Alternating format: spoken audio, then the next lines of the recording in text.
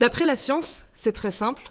Le sexe chromosomique XY agit sur les gonades qui sécrètent la testostérone, laquelle commande le développement de l'appareil génital et les caractères sexuels secondaires du mâle, tout en agissant sur les cerveaux, et ce, avant même la naissance. On pourrait alors dire, selon l'approche biologiste, que le comportement est un caractère sexuel comme un autre, que de tout temps, les hommes ont été agressifs, musclés, ne pleurant jamais, pour ne citer que quelques stéréotypes, et la virilité serait donc naturelle, transhistorique, immémoriale, mais cependant, l'expérience historique le démantèle.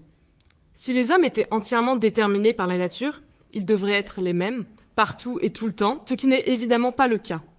Il suffit de voir que, dans l'histoire, la virilité n'a cessé de changer, et par exemple, voir Ulysse pleurer au début de l'Odyssée peut en montrer un bon exemple. Et Françoise Héritier parle en cela de valence différentielle des sexes, montrant que chaque culture fait des phrases avec l'alphabet symbolique qu'est la différence originaire des sexes et produit ainsi sa propre version du couple masculin-féminin. Les valeurs et contenus donnés à cette différence sont donc culturellement variables et partout, la valeur du sexe masculin est supérieure. Et elle dit donc que cette différence, elle est peut-être naturelle, mais elle est surtout artificielle et politique.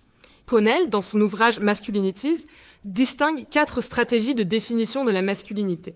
La première est une stratégie essentialiste qui cherche l'essence du masculin par une description de leurs caractéristiques, le goût du risque, l'agressivité, et qui est représentée donc dans tous les mouvements sociobiologistes naturalisants et souvent masculinistes.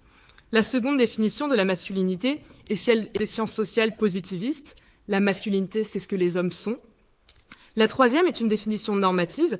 La masculinité, c'est ce que les hommes doivent incarner. Et la quatrième se retrouve dans les approches sémiotiques, où la masculinité est présentée comme en opposition à la féminité.